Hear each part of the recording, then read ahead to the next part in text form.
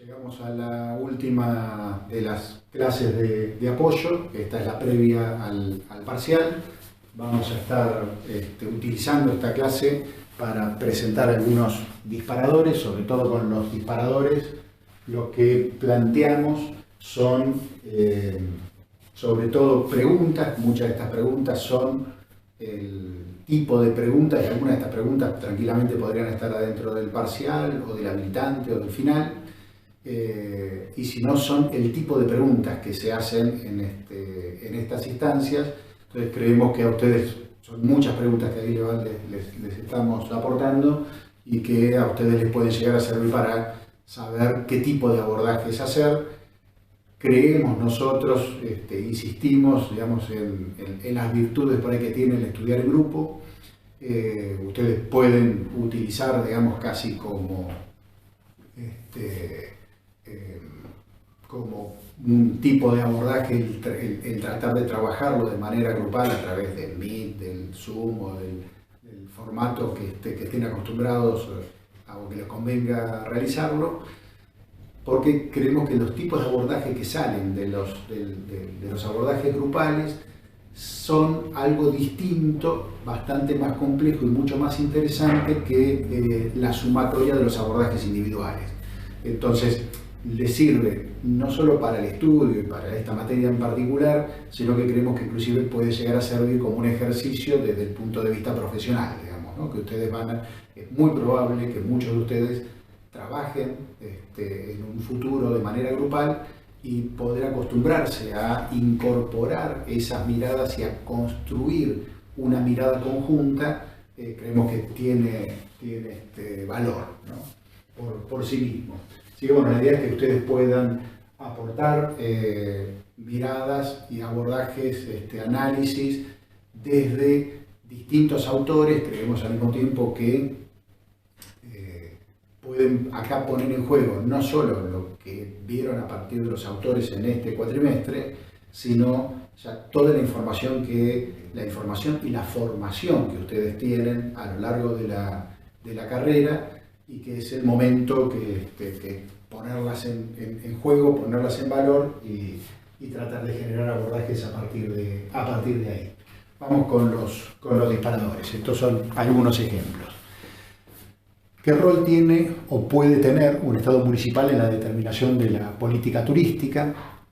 ¿Quiénes determinan las políticas turísticas en un destino? Sacando el organismo de turismo, ¿cuáles son las áreas vinculadas al sector? ¿Qué actor consideran que tienen capacidad de problematizar una cuestión? Acá, para el ejemplo, pusimos Estado municipal, pero podría ser Estado cualquiera, municipal, provincial, nacional. Los organismos, de acuerdo al organigrama que tenga ese Estado, será jefatura, dirección, departamento, secretaría, ministerio, o sea, el tipo de organismo y de organización que tenga hacia adentro ese territorio, esa jurisdicción, ¿sí? En algunos casos compartido con deporte, compartido con cultura, compartido con recreación, compartido con economía, compartido con distintos lugares, así como vimos a lo largo de la historia que sucedió en la nación. Hay multiplicidad de municipios que lo tienen en distintos formatos. Ahora bien, pensar cuál es el rol, y uno diría, y el rol es todas las funciones que puede llegar a tener una organización de turismo a nivel estatal. Pero en realidad, en muchos casos, en el rol que tiene, en muchísimos casos, casi se limita a la promoción turística y a la información turística. A partir de ahí, ¿qué otros roles pueden llegar a tener? Al mismo tiempo, cuando uno dice quiénes determinan las políticas turísticas en un destino, en un municipio, y en una charla de café uno diría rápidamente, sin duda es la Secretaría de Turismo. Vamos a suponer que haya justo una secretaría, ¿no? Es la Secretaría de Turismo. Yo diría, ¿es la Secretaría de Turismo? ¿O es solamente la Secretaría de Turismo? El secretario de Turismo es el único que define la política turística hacia adentro del Estado? ¿O hay otros secretarios, otros funcionarios, aparte del intendente, vamos a suponer, para un municipio, que pueden determinar política turística? ¿Qué pasa cuando el secretario de Economía define entre distintas alternativas si esta partida o estos recursos son asignados a salud o son asignados a infraestructura o son asignados a turismo o son asignados al área a producción o al área que fuera? ¿Cómo juegan ahí los otros secretarios en la determinación de política turística? Cuando se va a renovar una infraestructura pública, un paseo costanero, ¿se lo ve sobre todo al secretario de Turismo o se lo ve al secretario de Infraestructura o de Obra Pública? ¿Quién determina qué es lo que se hace y qué no? Se lo ve normalmente el secretario de Obra Pública, para ese ejemplo. ¿El secretario de Turismo debería intervenir o no? ¿Qué creen ustedes? Digamos, ¿cuál es el rol que tiene que tener un funcionario de turismo en un estado, el que sea, municipal para este ejemplo, provincial o nacional? Las áreas que están vinculadas al sector, y es difícil encontrar áreas que no estén vinculadas, más directa o menos directamente, pero que están vinculadas al sector turismo. ¿Qué actores consideran que tienen capacidad de problematizar una cuestión? Y acá piénsenlo hacia adentro y hacia afuera del Estado. O sea, hay actores, acuérdense que el Estado no es un solo actor, sino hay diversidad de actores ahí adentro, pero hacia afuera está, digamos, el sector privado y la sociedad organizada en distintas instituciones como asociaciones barriales, sociedades de fomento, clubes o sindicatos en la cuestión laboral, que pueden llegar a tener influencia, de acuerdo a cómo se den, pueden llegar a tener influencia, y si es deseable o no que lo tengan, qué grado de participación tenemos, qué es lo que creen ustedes al respecto, y qué posiciones tendrían ustedes. Son formatos como para pensar este tipo de cosas, ¿no? ¿Cuál es la utilidad de entender el sistema societal que describe Jaguaribe y cómo se vincula con el turismo? ¿Sí? El cuadro, la aplicación del cuadro y esto de que lo tomamos como herramienta. O sea, ¿cómo ven ustedes esa herramienta como uso para el ejercicio profesional que ustedes tengan en las situaciones que se les ocurra que puedan llegar a trabajar en turismo? Sociedad, Estado, empresas, importancia y dificultades en la relación. Acá pueden entrar de distintos lugares. Hay algunos ejemplos que pueden parecerse a esto en algún desarrollo posterior, así que vamos a pasarlo. ¿Qué estrategias utilizarían para lograr participación en una planificación? Y si una vez iniciado el proceso de planificación no se logra la participación deseada, ¿qué estrategias utilizarían? ¿No? En ese caso, ¿en qué nos puede ayudar en este sentido el modelo de Jaguaribe? Digamos, esto tiene que ver todo con Jaguaribe, y el tema de la participación. Fíjense que nosotros durante todo el cuatrimestre estuvimos hablando de planificación participativa, la importancia de la participación. Entonces, ¿qué pasa? Uno sale como profesional a buscar el máximo de participación. Entonces llegan como consultores a un destino, van a hacer las primeras reuniones, convocan ustedes a los distintos actores sociales, convocan una enorme cantidad de lo que ustedes creen que son la totalidad de los actores sociales, utilizan los canales de comunicación que creen que son los más pertinentes y que van a ser ideales para que lleguen. ¿Sí? En una comunidad de 20.000 habitantes cursan 5.000 invitaciones, donde invitaron casi casa por casa. Llega el día, la hora de la reunión y están ustedes y 4 personas más. Y en ese momento tienen ganas de guardar los papeles y la computadora, volverse a sus casas y renunciar. Bueno, ese tipo de cosas suceden, y no es que ustedes son malos licenciados porque eso sucede, sino que nuestra idea es que ustedes sepan, por un lado, que ese tipo de cosas suceden. Y si uno puede aplicar Jaguaribe de antemano en un prediagnóstico de ese grupo social, sobre el cual uno va a estar trabajando, es probable que ustedes puedan llegar a tener alguna información de cuán participativa es esa sociedad. Por lo tanto, si estamos ante una sociedad apática, por un lado, vamos a tener que usar igual todas esas invitaciones, nos vamos a bajar nosotros las expectativas de la participación y vamos a tratar de construir una participación creciente. ¿Sí? O sea, vinieron 4, bárbaro, vinieron 4, no vinieron 0. En la próxima tiene que venir 6, en la otra tiene que venir 8, en la otra tiene que venir 12. ¿No? O sea, hasta lograr una participación que en la medida en que nosotros vayamos dando respuestas, podrá serlo o no. Poner o no en cuestión la utilidad del plan de antemano puede llevar a una mayor participación. Entonces acá ya no solo nos sirve Jaguaribe, sino también Ola, ¿no? ¿En qué nos puede ayudar? Bueno, está cómo podrían sintetizar la evolución de la política turística en Argentina. Acá, digamos, por un lado, piénsenlo en poder explicar con lujo de detalle, poder explicar con menos detalle y poder explicarlo de manera sumamente sintética, o sea que puedan entrar en los distintos niveles. De esa manera puedo ir haciendo un abordaje general de toda la evolución completa de manera muy rápida y en cualquier momento sobre un periodo determinado puedo profundizar, ¿sí? Entonces puedo contarlo de manera muy rápida y profundizar sobre cualquier periodo que me puedan llegar a preguntar qué características tenía y cuáles eran, a criterio de ustedes, las miradas imperantes en los distintos momentos y demás. Modelos de desarrollo y políticas turísticas argentinas, relación entre ambos por grandes periodos históricos, tiene relación con lo que veíamos recién, ¿sí? Poder pensarlo desde ahí. Tiempo libre y turismo, paradigmas imperantes, actuales e históricos. Tiempo libre, libertad y planificación, relaciones con desarrollo, necesidades y satisfactores, ¿sí?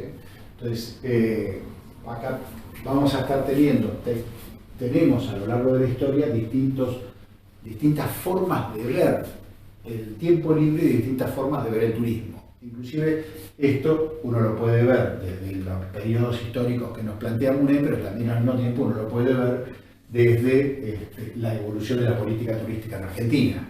O sea, la mirada que había del turismo a finales del siglo XIX, cuando se hicieron los grandes hoteles, es una cosa.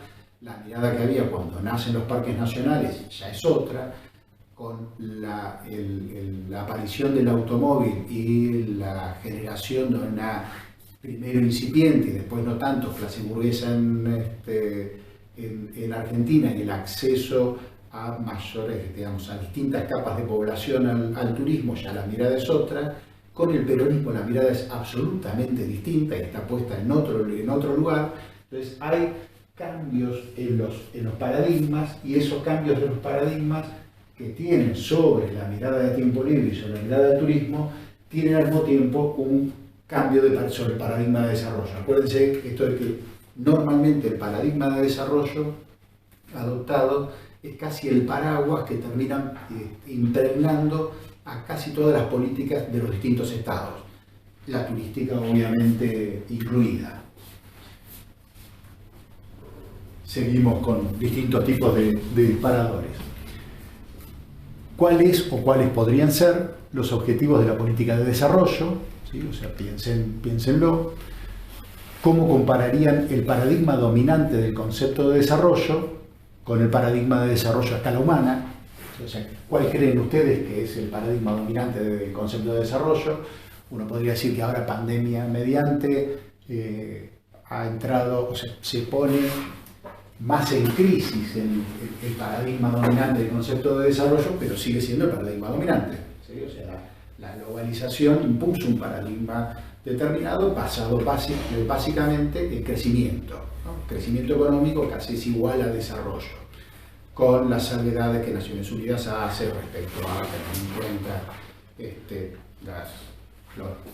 la mortalidad infantil, los niveles educativos, la salud pública y cosas por el estilo, pero eso es un paradigma basado sobre todo más en cantidad que en calidad, para decirlo de una manera más reducida, digamos, ¿no?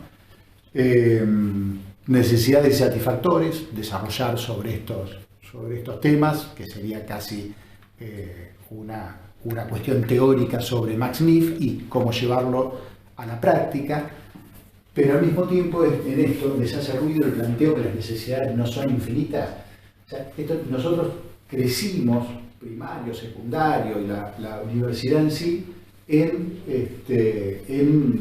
el planteo que las necesidades son infinitas, que cambian a lo largo de los distintos periodos históricos y que las distintas sociedades, nosotros no tenemos las mismas necesidades que los europeos, los africanos no tienen las mismas necesidades que los norteamericanos y cosas por el estilo, ¿no? Y viene Max Neff y de golpe nos dice, no, las necesidades son las mismas, son finitas, pocas y clasificables, son las mismas para todos los grupos sociales, son las mismas para los distintos periodos históricos, y uno dice, ¿cómo? Con todo lo que estuve viendo hasta ahora, y ¿qué es lo que pasa con esto? Nos hace la diferenciación entre necesidades y satisfactores y cómo percibieron ustedes esto y qué les pasó a ustedes, digamos, con esto, ¿no?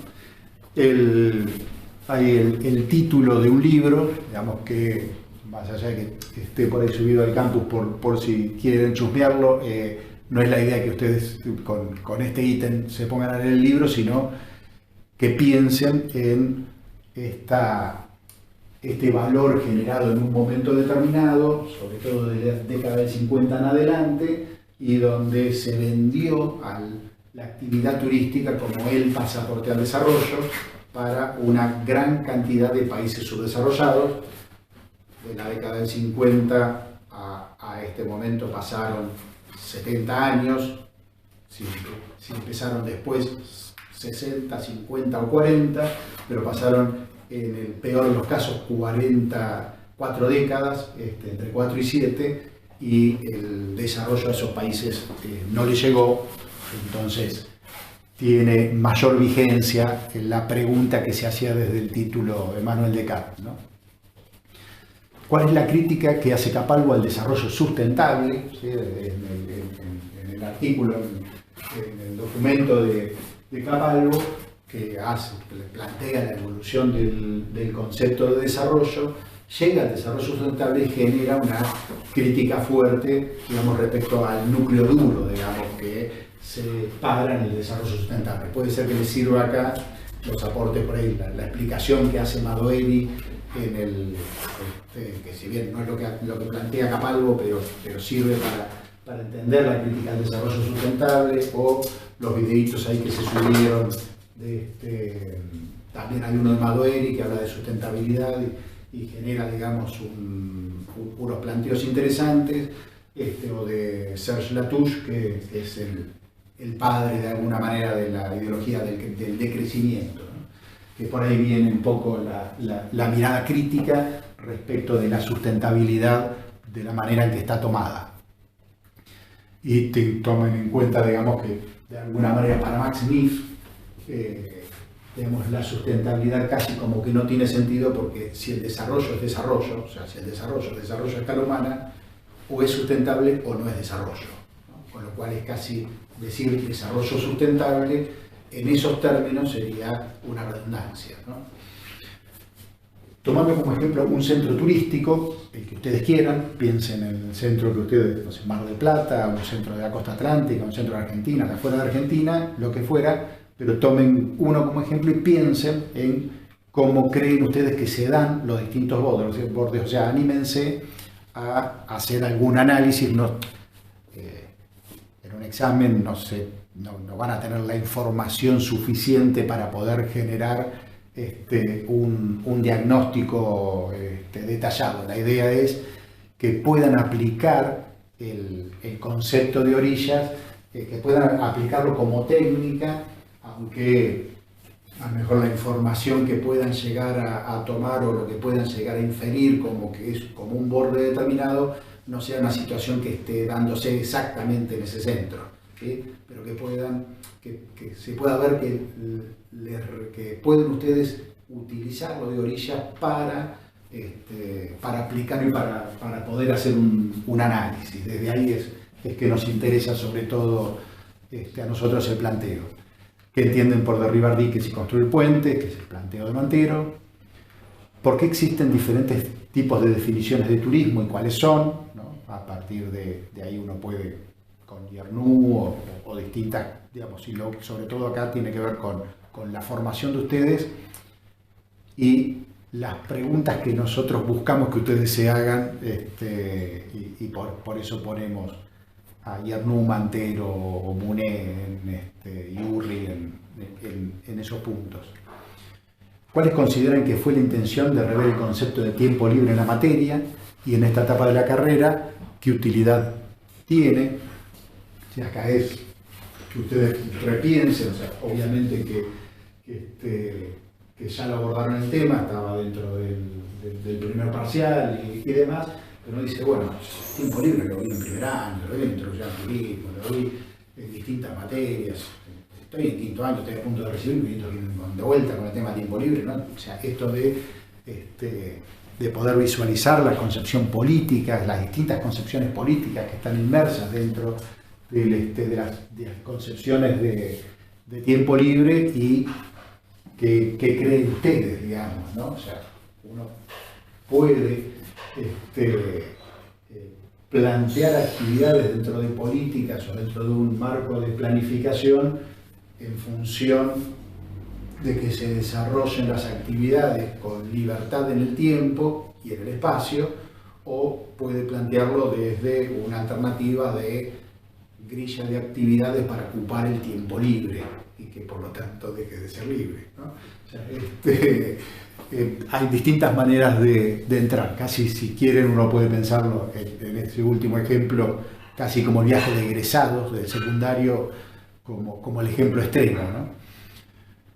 ¿Puede existir la política sin planificación y viceversa? ¿Y por qué? Acá, claramente, la planificación es una herramienta de política, ¿no? O sea, la planificación ya es una política en sí misma. La planificación necesita definir políticas de cómo va a llevar a cabo determinadas cosas, ¿sí? Por lo tanto, la política sin planificación, la política siempre está. O sea, será la última política de misiones, siempre política. Y los destinos turísticos podrán o no tener planificación. Y de hecho hay mucho crecimiento espontáneo, ¿sí? Mucha evolución espontánea en los distintos destinos turísticos alrededor del mundo. Continuamos. Más disparadores. Turismo y sustentabilidad, relación, miradas, valores imperantes, relación con el modelo de desarrollo, turismo y globalización. Acá en esto, sobre todo, creo que ya los abordamos y tienen los textos, si quieren darle un vistazo a los textos de Dachary, que los planteamos en una de las clases ahora también de apoyo.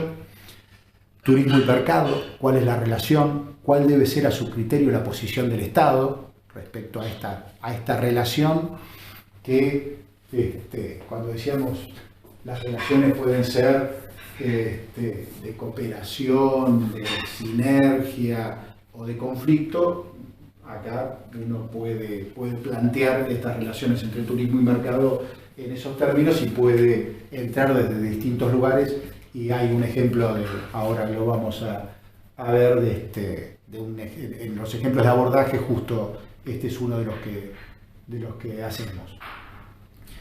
Si tuvieran que hacerse cargo de un organismo público de turismo, ¿cuáles serían las primeras acciones que tomarían? Piensen ustedes, ¿qué es lo que ustedes harían casi ni bien llegan o ni bien los asignan para ocupar un cargo determinado, ¿no? ¿Con qué otras áreas del gobierno tendrían comunicación? Pensar en la transversalidad del turismo puede ayudar y ser una buena idea para el comienzo, ¿no? O sea, se les pueden ocurrir distintas cosas, de que es lo primero que harían, pero probablemente uno diría un diagnóstico capaz, ¿no?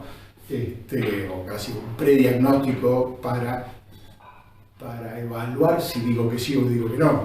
Esto podría casi inclusive ser algo anterior al decir que sí, digamos, ¿no? El hacer un prediagnóstico de situación y uno profundizar el diagnóstico después.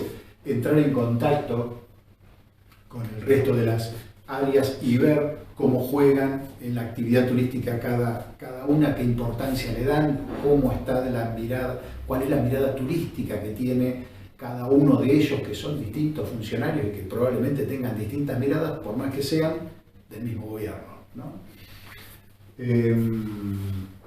Paradigma vigente de desarrollo versus desarrollo a escala humana. Pensar, esto tiene que ver con algunas, hicimos algún comentario ya de esto anterior, pero les sirve, consideran que el desarrollo a escala humana es un modelo utópico. Pueden pensar que sí o que no, lo que tienen es que justificarlo, ¿sí? Esto uno diría, y esto, particularmente el desarrollo a escala humana, lo consigue en la década del 90 Max Neff, y cuando empezamos, casi desde muy poquito tiempo después que lo concibió, ya lo empezamos a dar dentro de esta asignatura, estaba Mantero a cargo en ese momento de esta asignatura, y yo ya estaba integrando la cátedra, y lo que fui viendo es que en esos primeros momentos que se lo veía como absolutamente utópico, fueron pasando los años y la mirada general, siempre está quienes están parados en que es imposible de llevar a cabo y que es utopía pura, pero mi percepción es que esa sensación fue modificándose. Está bueno que lo piensen ustedes, digamos, ¿no?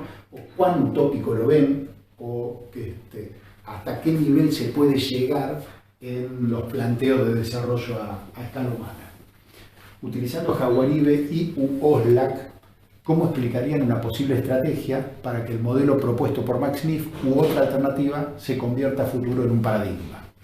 Pues básicamente tiene que ver, uno diría, Jaguaribe mediante, hay valores que están formulados. Este es un valor que está formulado y que está teniendo divulgación. De hecho, ustedes se enteran de esto a partir de la universidad, o tal vez lo podrían saber de antemano. No es el único lugar donde se está formulado, son un montón de autores que lo están tratando. Entonces el paradigma está teniendo el valor está teniendo algún tipo de divulgación. Hay algunos que lo están consumiendo, no se está aplicando, salvo si algunas comunidades específicas que hay algún desarrollo incipiente, o en algunos casos no tan incipiente, de desarrollo a escala humana. Ahora, puede convertirse, o sea, para que obviamente se aplique, tiene que convertirse en paradigma. Para convertirse en paradigma, les parece que los análisis de Jaguaribe les puede ayudar en algo, les puede colaborar en algo. ¿Cómo considera que se construyen las miradas turísticas sobre un destino? Acá tiene que ver Urri, pero no solo Urri, sino Oslak y Jaguaribe de vuelta, digamos, ¿no? Porque en esta construcción de miradas está de vuelta en el plano cultural, el tema de la formulación y la divulgación de valor, y al mismo tiempo, si se logra poner esas miradas en cuestión, es probable que se pueda construir realmente una mirada X y no otra mirada respecto a un destino.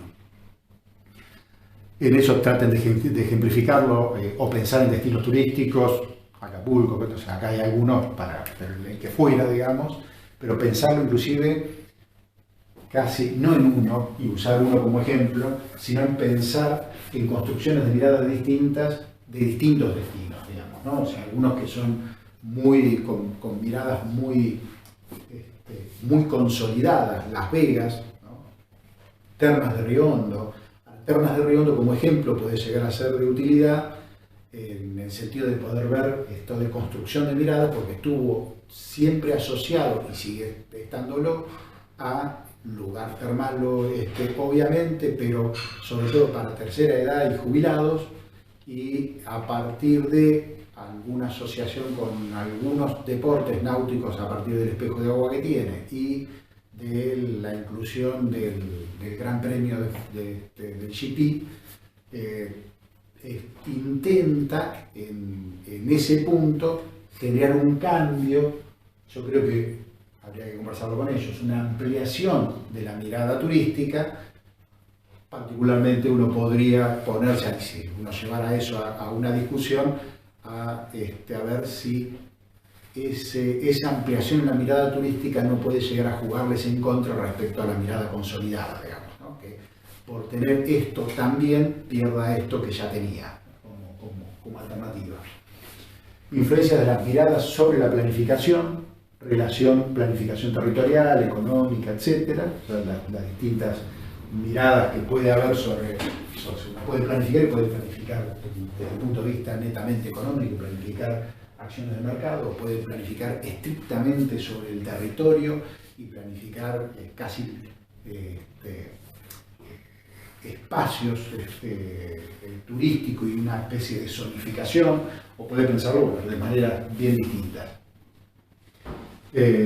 O relacionar el texto de orillas de turismo